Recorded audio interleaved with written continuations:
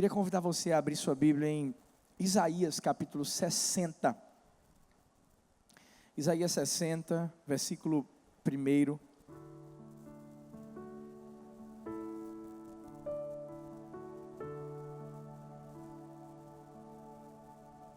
Isaías 61. Ajuda a pessoa que está do seu lado esquerdo, do lado direito.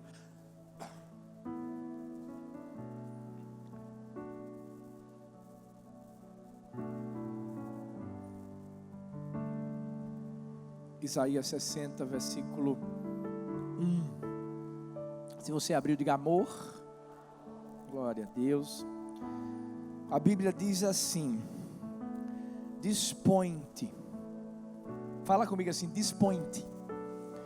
Sacode a pessoa que está perto de você e diga assim: dispõe-te. Sacode a outra também e diga assim: dispõe-te. E resplandece, porque vem a tua luz, e a glória do Senhor nasce sobre ti. Espírito Santo, obrigado pela tua palavra, pela tua presença. Podemos receber essa presença tão poderosa em nossa vida, no nosso espírito, no nosso coração. Obrigado, Espírito Santo, por estar fluindo nessa tarde, quase noite. Obrigado. Queremos que o Senhor continue reinando, continue falando aos nossos corações, para sairmos daqui daquele jeitinho que o Senhor quer que a gente saia. Obrigado, porque sabemos que Jesus está sendo engrandecido e vai continuar sendo exaltado nesse lugar. Nós oramos o nome lindo de Jesus. Amém, amém e amém. Eu pedi para que você enfatizasse o dispõe-te, porque o tema dessa mensagem é disposição, o poder da entrega.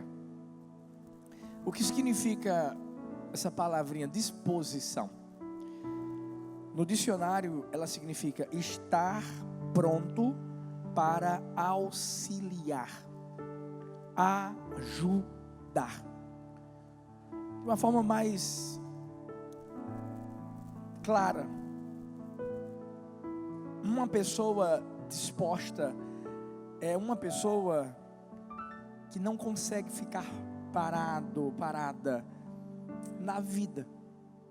É uma pessoa que tem sempre a iniciativa de fazer alguma coisa. É uma pessoa bem ativa.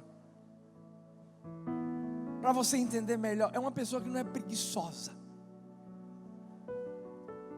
É uma pessoa que não espera pelas outras para fazer o que ela sabe que ela tem que fazer. Eu quero mostrar uma coisa para você, para mim nessa noite. Deus ama aqueles que são dispostos. Deus, na verdade, Deus sempre foi disposto. A Bíblia diz que o mundo não existia, a terra era sem forma, vazia, não tinha nada. E você sabe o que é que Deus fez? Deus Pai, Filho, Espírito Santo, simplesmente começaram a se dispor para criar o mundo onde nós vivemos. Deus está à procura de pessoas dispostas.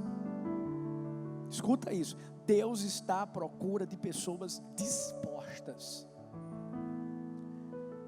Se você observar os discípulos que Jesus escolheu, a gente pode dizer que eles não eram aqueles que a gente talvez escolheria hoje.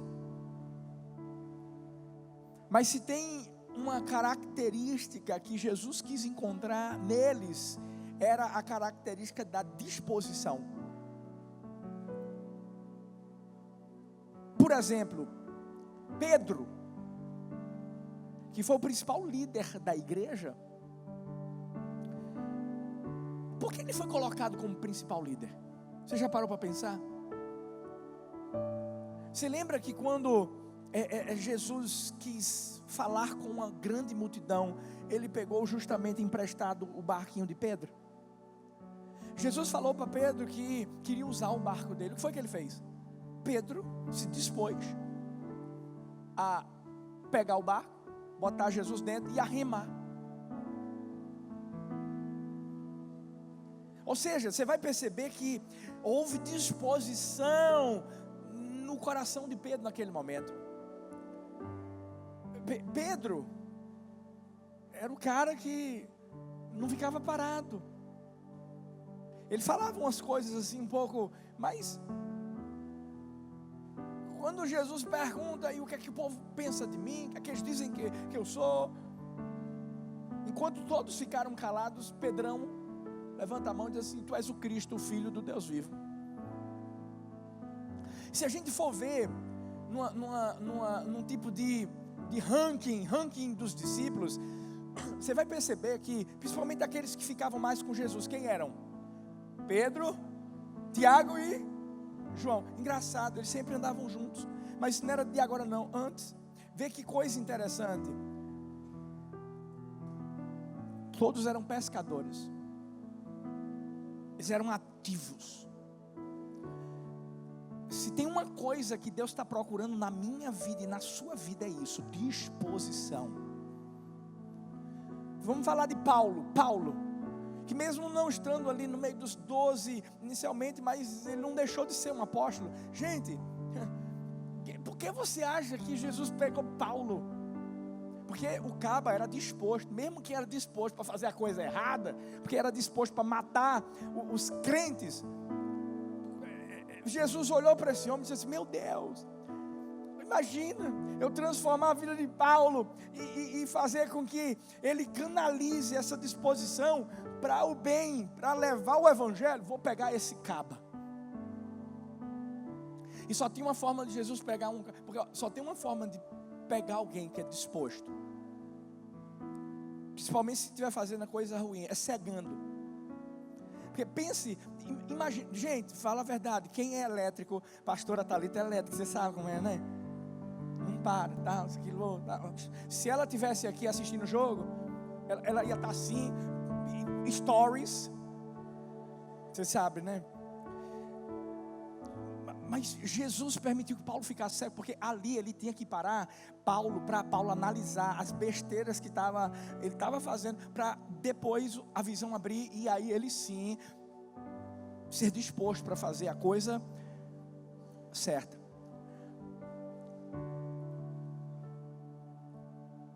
Eu quero que você entenda uma coisa. Hoje Deus nos trouxe aqui para mexer com a gente. Porque se você chegou nesse lugar meio que paradão, e aí, pastor, vim para a igreja, vim ver o jogo, vem sempre para cá, vem, gosta dos cultos, amo, vai passar, vou. E aí, está fazendo alguma coisa mal, liderando, cuidando da vida? Não. Sacode essa pessoa e diz assim: ei, se prepara, porque hoje Deus vai mexer com você.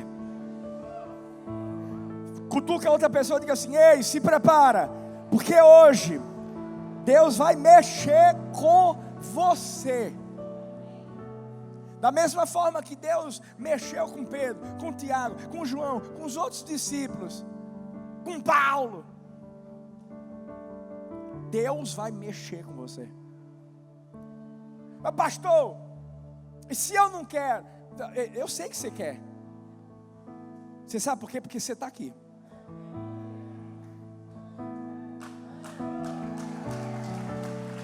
Não tem como você dizer que não quer, porque você está aqui. Se você está aqui, é porque você está fazendo alguma coisa. Eu ouvi a história de um homem que sofreu um acidente de carro e ficou 19 anos em coma. E do nada o cara saiu do coma. E foi uma coisa assim, que chamou a atenção de todo mundo. E aí o pessoal foi fazer entrevista com ele, e perguntar algumas coisas, nesse tempo do coma, tal. E uma repórter perguntou, como você começou a falar novamente? Porque 19 anos sem falar nada. Sabe o que é que ele disse? Ele parou assim, ninguém nunca tinha perguntado isso para ele. Ele disse assim, eu só comecei a mexer meus lábios. Deixa eu te dizer uma coisa. Só o fato de você ter saído do teu lugar, da tua casa, você começou a mexer alguma coisa aí. E eu posso dizer o que é que você começou a mexer? O coração. Aí tem gente que está aqui dizendo assim, que doideira, o pastor nem sabe, eu não sou nem da igreja. Rapaz, Deus já está mexendo com você de outra forma. Aí daqui a pouco você vai ver que é o corpo que vai mexer, vai vir aqui à frente, a mão vai se levantar, e aí você vai começar a viver algo que você nunca viveu antes da sua vida. É só começar a mexer alguma coisa. Deus quer que nós venhamos a nos dispor. E por quê, pastor? Porque eu tenho que me dispor. Isaías 60, versículo 2, ou seja, é a continuação do texto que a gente leu. Diz assim, porque eis que as trevas cobriram a terra e a escuridão os povos, mas sobre ti o Senhor virá surgindo e a sua glória se verá sobre ti. Por que se dispor? Sabe por quê? Porque a terra está em trevas. A Bíblia fala lá no livro de 1 João 5,19, o mundo todo está debaixo do poder do maligno. Por que se dispor? Porque além da terra estar em trevas, os povos estão na escuridão. Lá no mesmo texto de Isaías 62 fala que os povos estão em escuridão, vivendo em trevas. Uma pessoa que anda sem Deus vive nas trevas, vive na escuridão. Ou seja, isso é uma tragédia para o ser humano. E sabe o que é pior? É que tem muita gente que está andando nas trevas e nem sabe que está nas trevas. Aí você pergunta assim, e o que é que eu tenho a ver com isso? Deixa eu te falar uma coisa. Eu acho que você conhece essa história. Um dia Deus Pai enviou Jesus, o seu filho. Sabe por quê? Deus Pai o enviou porque o mundo estava na escuridão. Jesus é a luz do mundo. Ele veio justamente para dissipar as trevas. E ele fez isso quando veio. Mas ele não só veio para simplesmente dissipar as trevas através da luz que brilhava nele. Ele veio para ser a luz dentro de mim e de você. Porque ele iria para o Pai. Ele tinha uma missão. E quando ele subiu, ele deixou o Espírito Santo dentro de mim e de você. Para quê, pastor? Para a gente refletir a luz dele? Não. Eu sei que às vezes a gente já ouve algumas pessoas dizendo assim, ei, você reflete a luz de Jesus. Não. Não. Uma coisa é você refletir. Outra coisa é você ser a luz de Jesus. Deixa eu te falar uma coisa. Eu não estou falando nenhuma heresia aqui. Ei, Deus nunca disse que a gente refletiria a luz dele.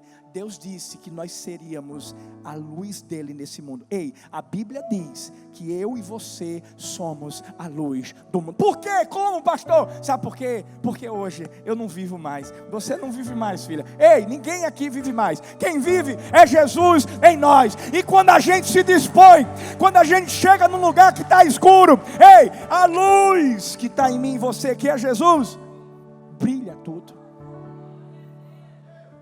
É por isso que a gente pode assistir a um jogo de futebol cheio da presença de Deus. Meu filhão Nicolau disse assim: eita paizão, eu fui falar com uns amigos meus que eu ia assistir o jogo na igreja. O cara, onde? Na igreja, onde? Na igreja? Na igreja?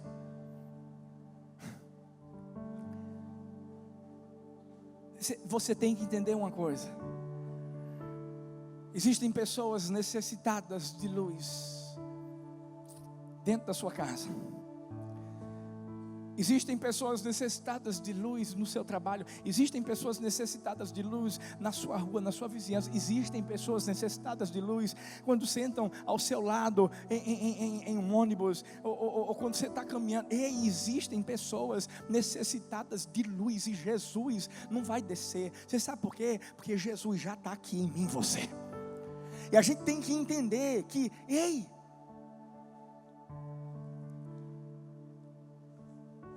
a nossa missão. A Bíblia, por exemplo, mostra exemplos de pessoas que se dispuseram, que foram luz. Neemias, por exemplo, a gente vê lá em Neemias 2, do 17 ao 20, a expressão disponhamos-nos e edifiquemos. A Bíblia fala sobre Filipe, lá em Atos 8, 26, sabe? Quando ele começa a pregar para o eunuco e ganha aquele rapaz para Jesus. A Bíblia diz assim que o Espírito falou para ele: dispõe-te e vai. E ele se levantou e foi. Quando a Bíblia fala de Ananias foi usado para que pudesse cuidar da vida de Paulo. E a Bíblia diz lá em Atos 9, 11 ao 17, olha a expressão: dispõe-te e vai à rua direita. Então Ananias foi. Deus ama pessoas dispostas. Eu quero que você faça uma pergunta para a pessoa que está perto de você. Olha bem nos olhinhos dela e diz assim: qual o nível de disposição da sua vida? Pergunta para outra: qual é o nível de disposição da sua vida? Você sabe o que é que mais impede as pessoas de se disporem? Primeiro, comodismo. Comodismo. Você sabe por quê? Tem muita gente que vive como se nada estivesse acontecendo. Tem outras que sabem que está acontecendo alguma coisa, mas não querem fazer nada. Quem aqui conhece a história de Jonas? Jonas, profeta. Engraçado, porque no momento em que ele está no barco, mesmo diante de uma tempestade enorme, ele estava fazendo o quê? Dormindo, cômodo. A Bíblia diz em Efésios 5,14: desperta tu que dormes, levanta-te dentre os mortos, e Cristo te esclarecerá. Lucas 10, 12 diz: e lhes recomendou: a seara é grande, mas os trabalhadores são poucos. Rogai, pois, ao Senhor da plantação que mande obreiros para fazerem a colheita. Sabe, é muito mais fácil a gente ver as coisas acontecerem e acharmos que nós não temos nada a ver com isso. Eu vi certa vez uma reportagem de um rapaz que estava em uma espécie de lanchonete, restaurante, e ele estava sentado tomando o seu cafezinho, e de repente houve uma briga.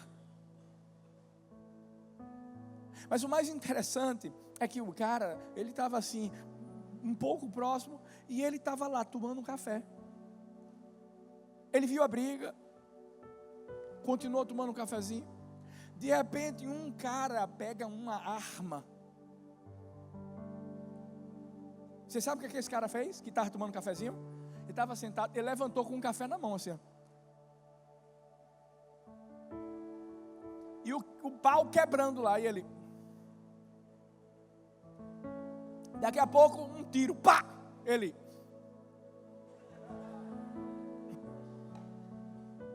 uma meme, virou um negócio.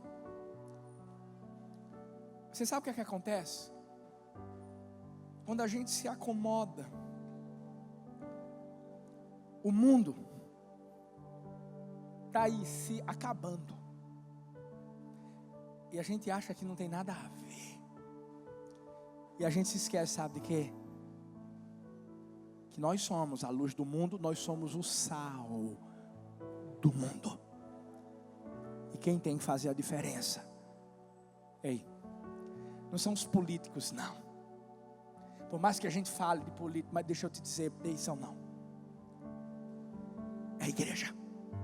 É a igreja do Senhor que tem que se levantar, que tem que se dispor, que tem que começar a fazer as coisas certas. É a igreja do Senhor que tem que se levantar e mostrar que nós somos diferentes.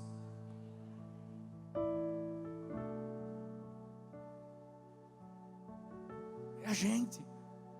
Às vezes a gente fica apontando o dedo para um, para outro. Por exemplo, eu vi uma reportagem falando que Galvão Bueno teve um jogo aí e eu acho que foi ele ou foi Arnaldo César lá, que um jogador estava impedido e toda vez que esse jogador estava impedido, ele simplesmente parava e voltava. Aí sabe o que é que, eu acho que Galvão fez isso, falou, disse assim, rapaz, ele devia ir em frente, quem sabe o juiz vai e não dá o impedimento. Ou seja, qual é o ensinamento que está passando? É por isso que somos nós que temos que nos levantar. E o que é que impede? Comodismo. É a gente achar que a gente não tem nada a ver com o pessoal que está se prostituindo, que a gente não tem nada a ver com o pessoal que está aí se drogando, que não tem nada a ver com as coisas que acontecem na cidade paulista ou no mundo. Não, vamos para o culto na quarta-feira, que é uma bênção. Uau, vamos no domingo, vamos adorar, vamos exaltar, vamos na célula. Maravilha. Ei, deixa eu te dizer uma coisa. Eu acho que você não está entendendo. Se dispor para vir para a igreja é muito fácil. A gente tem que se dispor para continuar o trabalho da igreja primitiva lá atrás, agora, porque a igreja continua moderna agora. Mas lá no passado eles faziam isso, o que foi que mudou? Deus mudou? Ele é o mesmo. Comodismo. O que é que impede a disposição? Falta de compromisso. Lucas 9,62 diz, e Jesus disse, ninguém que lança a mão do arado, olha para trás, é apto para o reino de Deus. Mateus 6,33 diz, buscai, pois, em primeiro lugar, o reino de Deus, a sua justiça, e todas estas coisas vos serão acrescentadas. Você sabia que a falta de compromisso com a visão de Deus para as nossas vidas nos impede de termos a vida que Deus tem sonhado para nós? Eu não sei se você parou para pensar, mas nós fomos alistados para fazer parte do maior exército do mundo. O exército mais poderoso do universo. Eu acredito que existe algo muito grande da parte de Deus para o mundo todo, gente, não é só para o Brasil. Gente, eu estava numa conferência agora. Olha, pense numa conferência onde Deus falou. Você sabe o que é uma pessoa chegar para você e dizer assim, o que Deus está fazendo no seu ministério não é nem um esboço.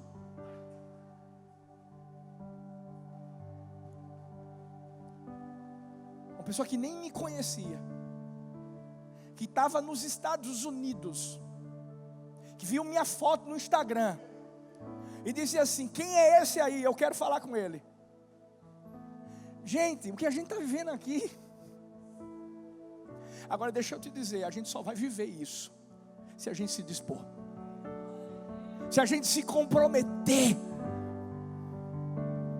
E quando eu falo de compromisso, eu me lembro de uma pessoa chamada Abraão. Pensa num cara disposto. Pensa num cara que não media esforço para fazer as coisas, para se entregar, para fazer a vontade de Deus. E olha o que Deus fez com ele. Colocou ele como pai da fé. Tem muita gente que está dizendo assim: uau, eu quero ser um líder extraordinário. Deus, eu quero ser usado. Eu quero ser assim. Me dá dom, me dá isso. Para que você está pedindo algo se você não usa? É porque você quer aparecer? É porque você quer subir aqui? Eu te dou o púlpito agora. Vem para cá.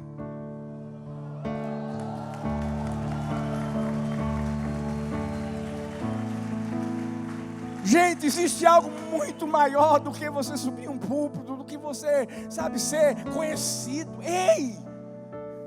Não é sobre você, é sobre Deus, é sobre vidas, é sobre aquilo que Deus tem sonhado. Não só para a nossa nação, não só para essa cidade, mas de Paulista, para o mundo.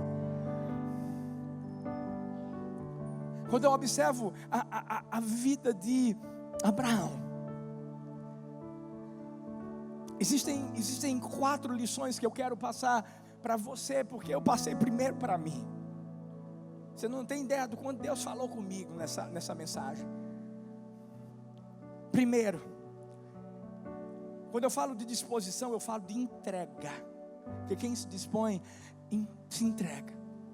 Então, quem se entrega, se nega. Diga assim comigo: quem se entrega, se nega. Gênesis 12, versículo 1, é um texto conhecido de todos aqui.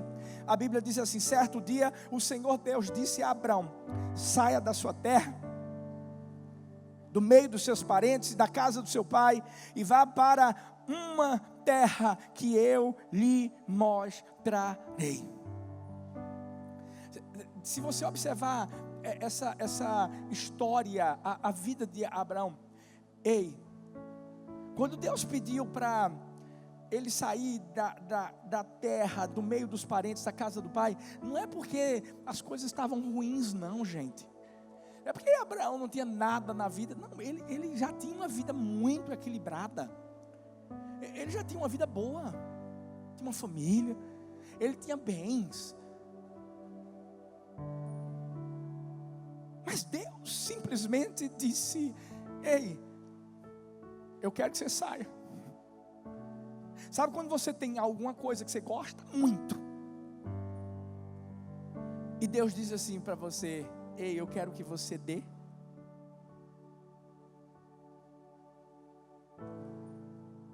Isso é se negar. Isso é você deixar de lado o seu querer, a sua vontade, os sonhos, os desejos do seu coração, para fazer a vontade de Deus. Por isso que quem se entrega, essa pessoa se nega. Faz o que Lucas 9:23 diz, e dizia a todos, isso é Jesus falando: se alguém quer vir após mim, negue-se a si mesmo, tome cada dia a sua cruz e siga-me. Existe uma outra tradução que diz assim: se alguém quer ser meu seguidor, que esqueça os seus próprios interesses, esteja pronto para cada dia morrer, como eu vou morrer, e me acompanhe. Esse texto de Gênesis 12:1 faz parte da minha história. Vocês sabem que quando Deus me trouxe para cá, foi justamente em cima desse texto que Deus falou comigo. E eu vou te dizer uma coisa: eu tive que abrir mão de muita coisa.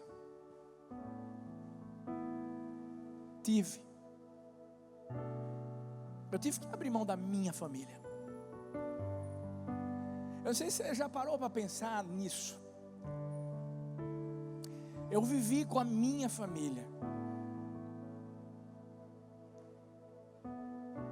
por um bom tempo, 22 anos. Eu cresci numa igreja onde todo mundo me conhecia, gostava de mim, onde eu servia, onde as pessoas apontavam para mim e diziam assim: ele vai ser pastor aqui, Arthurzinho. Eu acostumado. E eu vou confessar a você, eu me imaginava lá, porque eu achava que era isso mesmo que Deus tinha para a minha vida. Até que um dia Deus falou para mim e disse assim: filho, o que eu tenho para você é diferente. Eu confesso a você que quando eu ouvi isso, eu achei assim, eu acho que isso não é de Deus, não. Não.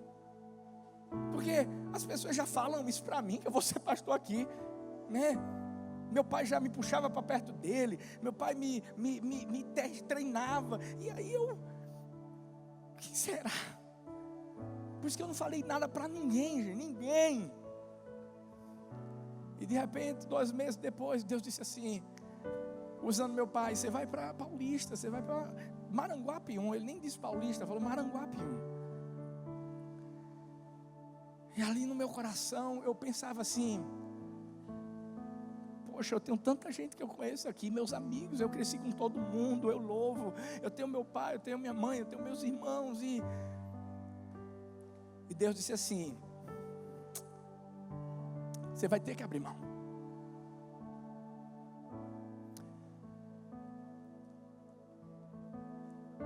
E ainda mais que muda muita coisa. Por exemplo, quando meu pai me trouxe para cá e depois que ele me deu liberdade para que o ministério pudesse viver a visão que Deus estava me dando, muda muita coisa. Eu quase não vou lá para eu encontrar meus pais, meus irmãos. É difícil, sabe por quê? Não é porque a gente não quer se ver, não. É porque eu tenho uma família para cuidar. Às vezes eu quero estar no domingo lá com eles, almoçando com eles. Mas eu sei que se eu for lá, eu não vou estar aqui do jeito que eu tenho que estar para vocês. Mas deixa eu te dizer uma coisa. Eu não estou fazendo nada demais, não. Você sabe por quê? Porque Jesus um dia, como diz Filipenses 2, 5, 8, abriu mão de tudo. A Bíblia diz, Filipenses 2, de 5 a 8, tenham entre vocês o mesmo modo de pensar que Cristo Jesus tinha. Ele tinha a natureza de Deus, mas não tentou ficar igual a Deus. Pelo contrário, ele abriu mão de tudo que era seu. Tomou a natureza de servo, tornando-se assim igual aos seres humanos e vivendo a vida comum de um ser humano. Ele foi humilde, obedeceu a Deus até a morte de cruz. Jesus fez isso. Pastor, e se o senhor voltasse no tempo, pastor, e tivesse que tomar a mesma decisão, eu tomaria a mesma decisão. Sabe por quê?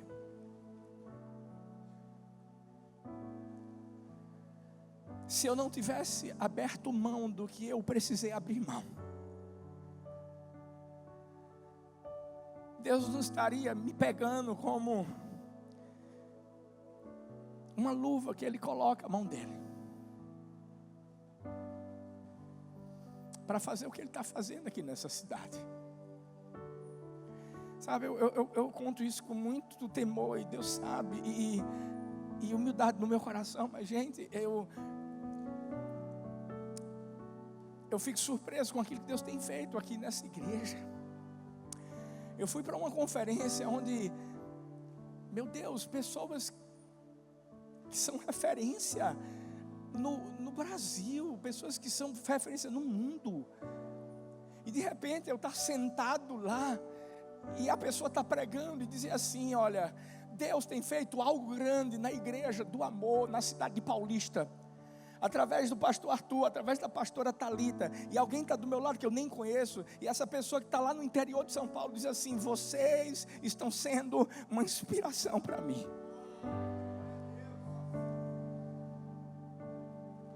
Mas você sabe por quê? Porque se eu não tivesse aberto mão, não estaria acontecendo. Mas deixa eu te dizer uma coisa, não é só isso que Deus quer fazer. Deus vai fazer muito mais. Mas olha para mim. Imagina se todos os que estão aqui se dispusessem a se entregar, a se negar, a pensar nas vidas, a alcançar as vidas, a cuidar das vidas, a olhar para essa cidade e apenas pensar, porque é isso que eu penso, em ver essa cidade prostrada aos pés de Jesus.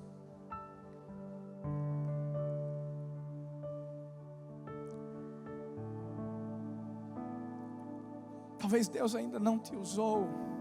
Sabe por quê? Porque você ainda está segurando muita coisa. Lembra do jovem rico? Foi com um desejo certo, desejo. Ele queria ir para o céu, mas ei, sabe o que é que acontece? Muitas vezes a gente só está pensando no céu, quando na verdade o Senhor está pensando no céu, aqui na terra. E só tem uma forma de Deus fazer isso, é através de mim e de você. Aquele jovem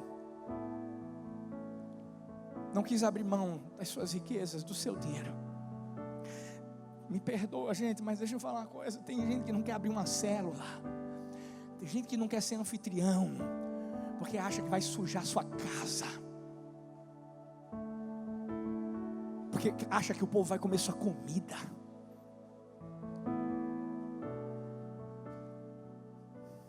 Se você tem casa é porque Deus te deu. Se você tem comida é porque Deus te deu. E o que é que você está fazendo com o que Deus te deu?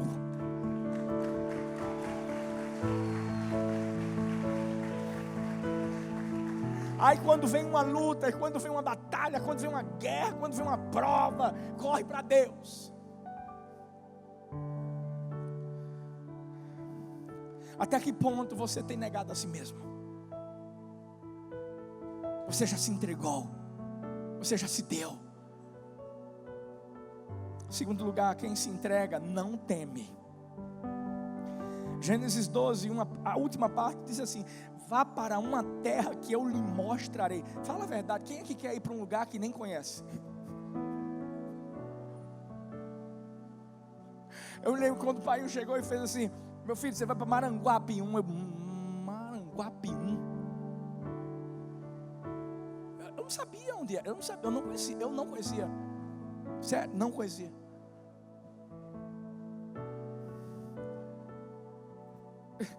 Deus chega para Abraão e diz assim: ei, vai para uma terra que eu vou te mostrar. Sabe, Abraão não temeu. Sabe por que ele não temeu? Ele sabia a quem ele estava se entregando. Você não teme quando você sabe quem dirige sua vida. Você não teme, você não tem medo de tomar decisões, de se entregar, de fazer a vontade de Deus, quando você sabe quem é que está te chamando. É como alguém que vai se casar. Ei, fala a verdade. Alguém vai se casar, ele não vai temer o fato de estar saindo da sua casa, né, casa do pai, etc., e morar com seu esposo, com sua esposa. Por quê? Porque você sabe que a pessoa para quem você vai se entregar vai cuidar de você. Você vai viver uma nova vida. Você vai ter um esposo que vai te sustentar. Você vai ter uma esposa que vai te amar. A mesma coisa é Deus. Quem se entrega não teme, confia. Eu vou te dizer uma coisa: Deus é demais. Porque Deus, quando chama a gente, Ele só chama para aventura. Meu Deus. Te dizer, viu? Quando a gente lê a Bíblia, era Deus dizendo assim: bora, o povo vai sair do Egito. O povo já tinha comida boa e tal, por mais que fosse escravo. Vamos para onde? Segue, vem cá. Vem. Daqui a pouco o povo sai, está na frente de um mar. Ei, vai morrer. Aí o líder Moisés, né, está lá falando com Deus, e Deus manda o povo marchar, né, e aí as águas se abrem, né, festa, glória a Deus. Vai para onde? Deserto. No deserto tem a fome, vem a sede. O povo grita: meu Deus, o que está acontecendo? Aí vem um líder: peraí, gente, calma, vai dar tudo certo. É o que? É água. Vamos jogar aqui água, vamos jogar a árvore na água, vai ficar doce. Maná, desce o maná. A povo, glória a Deus. Daqui a pouco, vai para onde? Para um lugar que tem uma muralha chamada Jericó. Meu Deus, e agora? Calma, vai fazer culpa, vai, emagrece, tá? Você já parou para pensar que Deus é aventureiro demais? Mas eu vou te dizer uma coisa. Vale a pena confiar nele. Pense numa igreja aventureira, é a nossa. Que aceita os desafios que Deus dá. Mas eu sei que a cada ano eu posso declarar: até aqui o Senhor tem nos ajudado. Até aqui. Agosto está chegando, você está ligado nisso? Não esquece não, agosto está chegando. Deixa eu repetir para você ouvir. Agosto está chegando.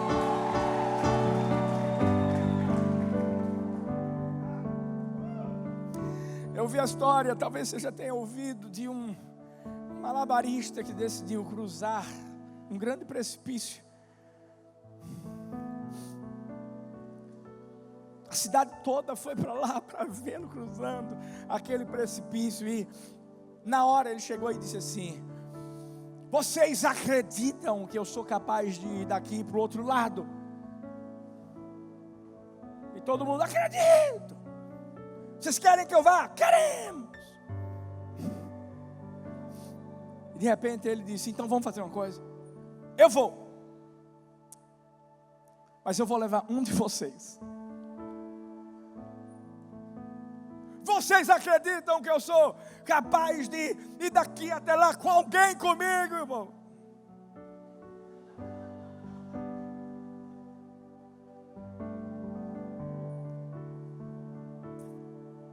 Aí de repente, um meninote sai correndo dizendo: eu acredito. E todo mundo olhando para o menino: é doido, cadê o pai desse menino? Gente, cadê o pai desse menino? Pelo amor de Deus, menino, vem cá.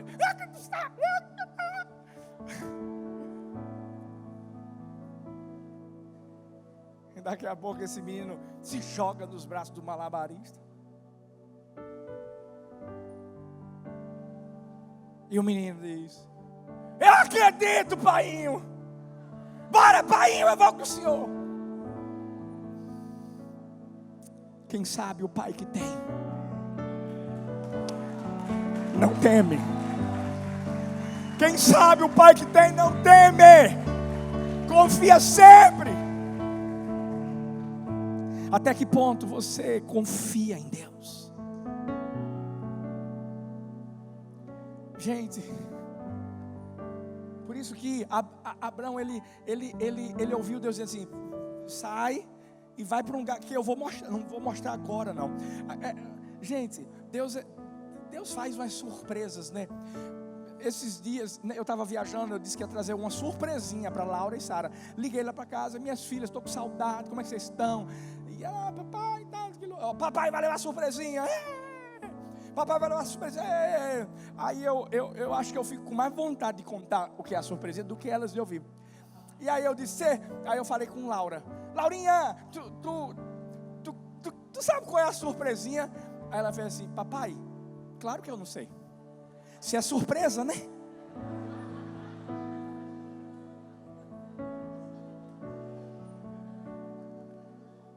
Deus é assim: ei, não pensa que você vai morrer nesse lugar. Não. Lembra de Lázaro? Marta e Maria pensaram que e daqui a pouco, surpresa. Fala para a pessoa que está perto de você: ei, é só confiar. Fala para outra: ei, é só confiar. Em terceiro lugar, quem se entrega se compromete. Isso é forte.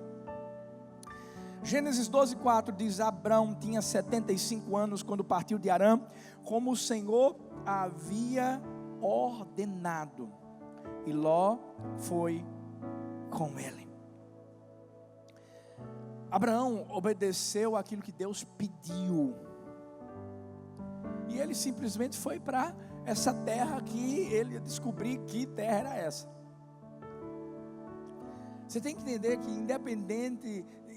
independentemente de você saber ou não o que Deus está querendo que você faça, ou para onde Ele quer te levar, você tem que entender que você só tem que obedecer.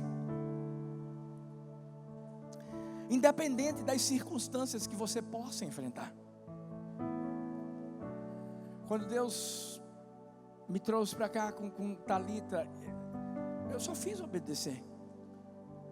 Confesso que eu ainda não sabia como a igreja era, não sabia o que a gente ia encontrar, mas quando a gente chegou aqui, a gente se deparou realmente, para a gente foi um choque, em termos de estrutura, de liderança e de tudo mais, foi um choque. Mas o que foi que a gente fez? A gente obedeceu, a gente se comprometeu. Eu vou te dizer uma coisa, quando a gente se entrega, não quer dizer que tudo vai acontecer do jeito da gente, não quer dizer que não vai ter dificuldades, não quer dizer que algumas coisas parecem que vão dar errado. Ei, não quer dizer. Paulo, lá em Atos 20, 22, 24, vê que coisa interessante, ele ia passar por uma situação na vida dele, e a Bíblia diz assim, agora eu vou para Jerusalém. Isso ele estava se despedindo do pessoal, dizendo assim, obedecendo ao Espírito Santo, sem saber o que vai me acontecer lá. Ó que onda, ele disse que não sabia não, né? Mas aí ele diz assim, sei somente que em todas as cidades o Espírito Santo tem me avisado, que prisões e sofrimentos estão me esperando, mas eu não dou valor à minha própria vida. O importante é que eu complete a minha missão e termine o trabalho que o Senhor Jesus me deu para fazer. E a missão é esta: anunciar a boa notícia da graça de Deus. Graças a Deus, eu não sei muito bem não, mas eu sei. Gente, deixa eu dizer uma coisa. Quando a gente decide cumprir a vontade de Deus, quando a gente decide se entregar a Deus para ser luz, para ganhar vidas, para cuidar delas, para transformar, gente, uma cidade, e dessa cidade a gente ser uma inspiração para o mundo. Escuta, vai ser fácil não, nunca foi. Mas deixa eu te dizer, a gente é comprometido. Essa palavrinha comprometer-se, um dos significados é pactuar. Ou seja, quem se compromete tem um pacto, tem uma aliança com alguém. Por exemplo, Jesus tinha um pacto com Deus, com o Pai. Lá em João 5,19 diz, então Jesus disse a eles, eu afirmo a vocês que isto é verdade, o Filho não pode fazer nada por sua própria conta, pois ele só faz o que vê o Pai fazer.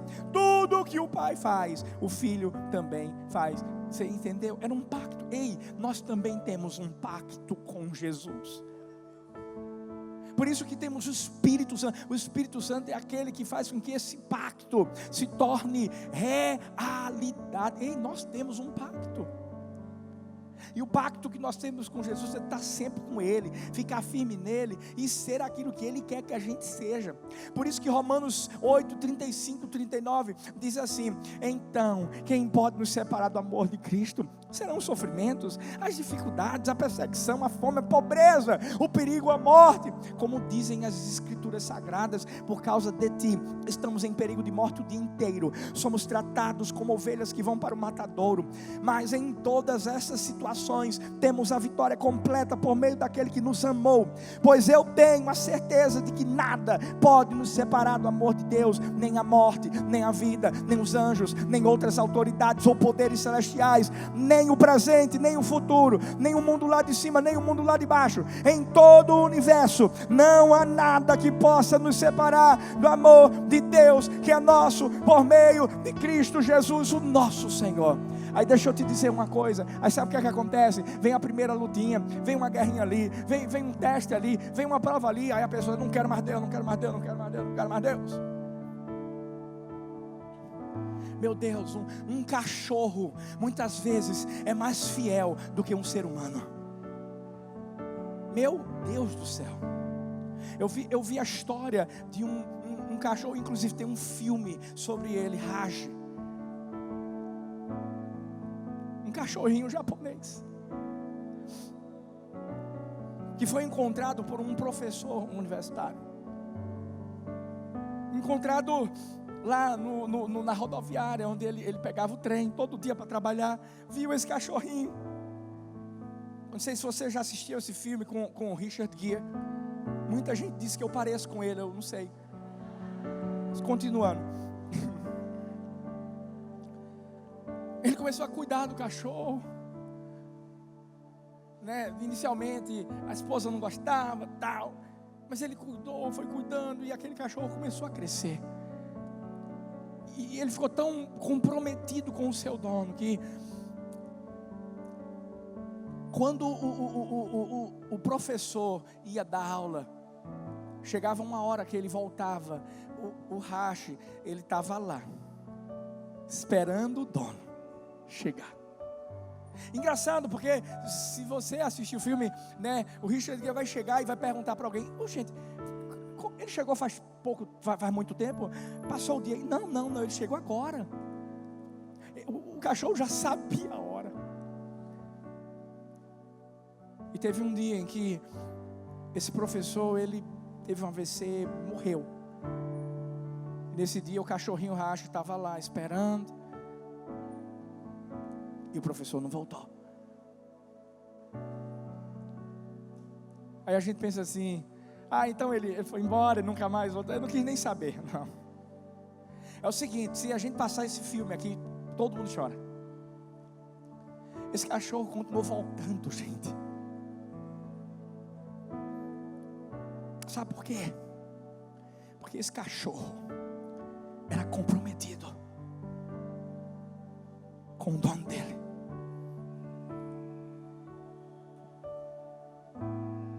Agora imagina o Deus que enviou o seu único filho por mim e por você para ir à cruz do Calvário, que se deu por nós, que nos salvou. E de repente, por causa de um sofrimentozinho que você passa, de repente por conta de alguma luta, de alguma adversidade, você deixa ele, você deixa a igreja.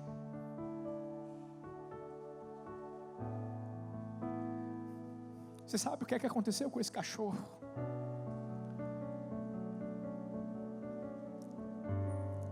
A vontade desse cachorro era ser enterrado com seu dono. Eu vi uma foto em que o cachorro estava debruçado em cima do caixão do dono. Quando o pessoal começou a querer fechar o caixão, era como se ele quisesse pular lá dentro, dizendo assim: se meu dono não vai, eu vou com ele.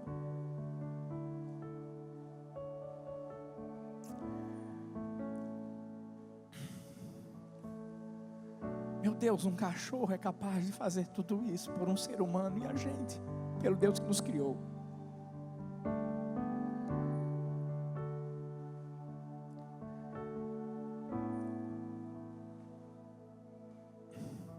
Você se lembra de Abraão? Quando Deus chegou para ele, ele disse assim: eu quero o seu filho. Na verdade, o que Deus estava falando ali não era eu quero o seu filho. O que Deus estava falando para Abraão era o seguinte: ei, você me quer? Você me ama mais do que o seu filho? Você está comprometido comigo? Meu filho, me dá Isaac. E Abraão sabia que Isaac era o filho da promessa, sabia de tudo isso, mas Abraão estava disposto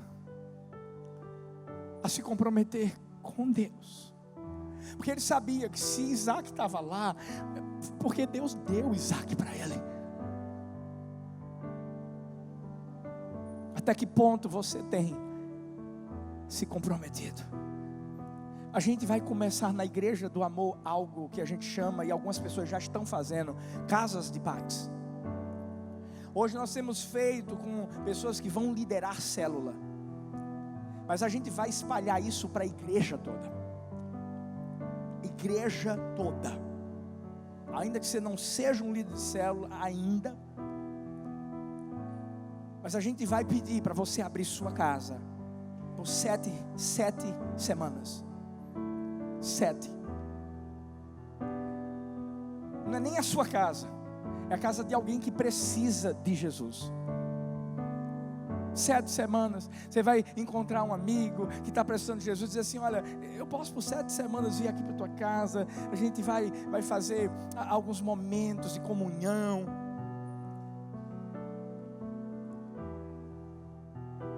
Eu estou pedindo para você se comprometer. É comigo? Não, comigo não. É com Deus. Com vidas. Você sabe por quê? Porque tem gente perto de você que você sabe que está precisando de paz e não tem paz. E você vai ser um agente de paz para essa vida. São 7 semanas. A gente vai ensinar tudo direitinho. Mas você sabe o que eu quero? Você sabe qual é o meu sonho? É ver a igreja do amor toda alcançando alguém para Jesus. Algumas dessas casas, essas pessoas vão se converter e vão dizer assim: eu quero uma célula. Engraçado, uma pessoa que vai se converter há pouco tempo vai ter uma célula na casa dela, enquanto tem gente que já se converteu há muito tempo e não deixa abrir célula dentro da casa. É tudo bem. Eu quero que você se comprometa.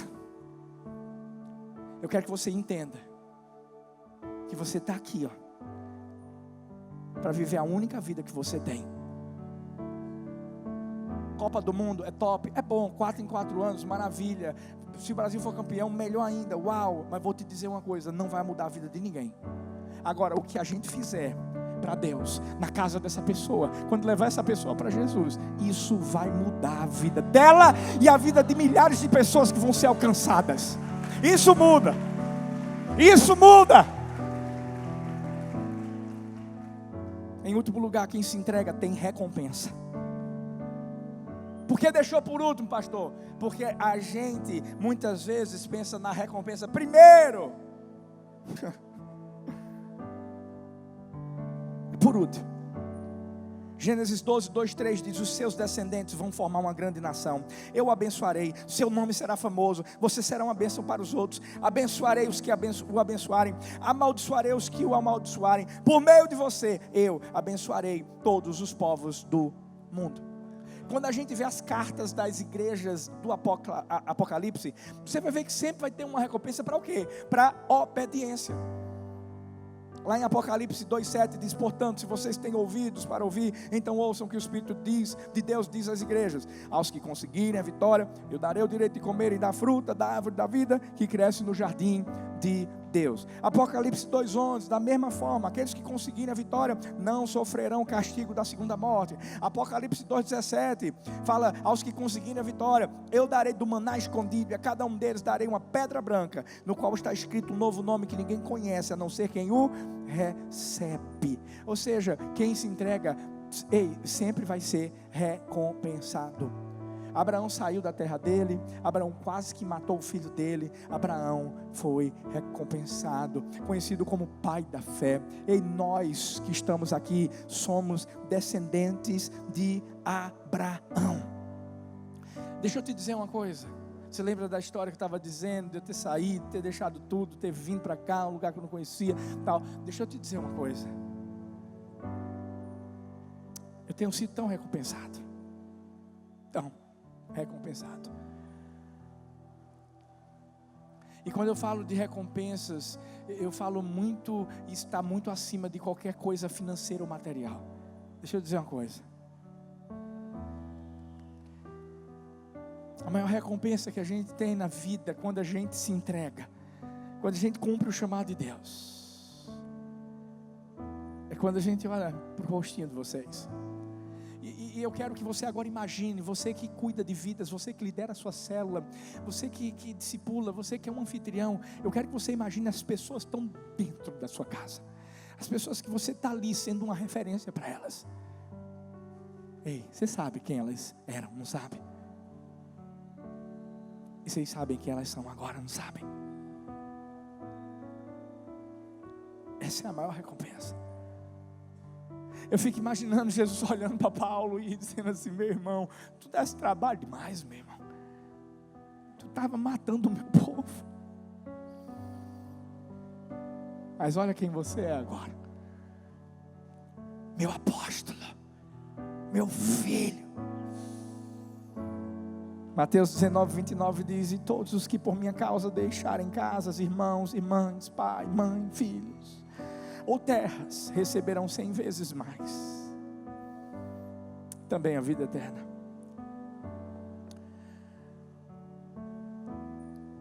Nunca espere de alguém nada mais do que você mesmo esteja disposto a entregar.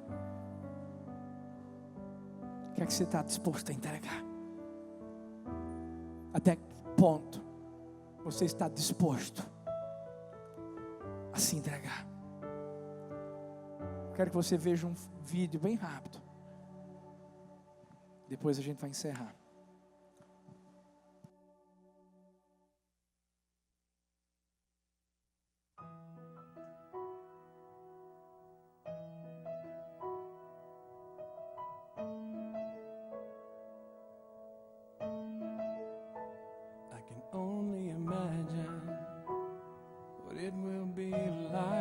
Esse pai tinha um filho que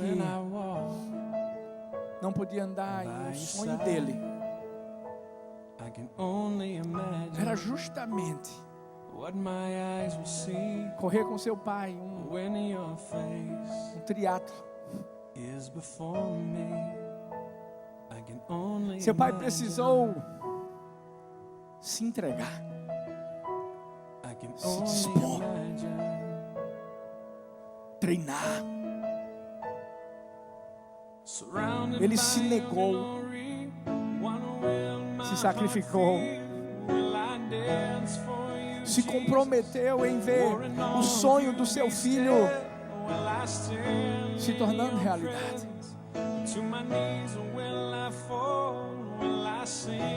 Até que ponto você está disposto a se entregar?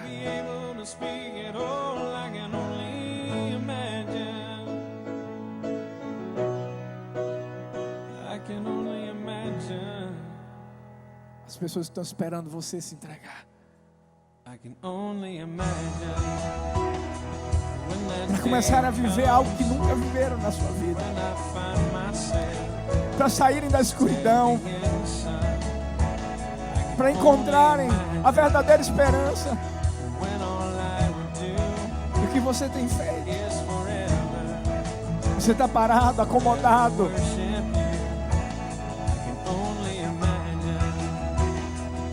Deus disse para você hoje: desperta, ó tu que dormes. Deus diz para você hoje: dispõe-te e resplandece, que a glória do Senhor nasce sobre ti. Existe uma luz, existe uma glória que está esperando ser manifestada, mas isso só vai acontecer quando você se dispor e fazer aquilo que para muitos é impossível. Mas você confia. Você sabe quem te chamou. Você sabe quem te chamou.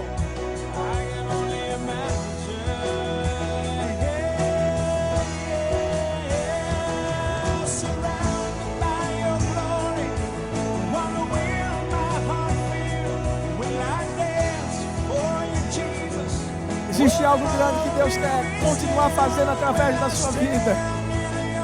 O que Ele fez através de Abraão, Ele quer continuar fazendo através de mim e de você, porque nós somos descendentes de Abraão. Deus quer de verdade que vidas sejam abençoadas através de nós. Deus quer que você seja grande na terra, faça o nome dEle conhecido. Até que ponto você está disposto a se entregar? Abrir sua casa, ser um anfitrião, ter uma casa de paz, liderar uma célula, ser um líder em treinamento. Até que ponto você está comprometido a ser recompensado? Só há recompensas para quem se entrega. Só há recompensas para quem se entrega. Fique em pé no seu lugar, por favor.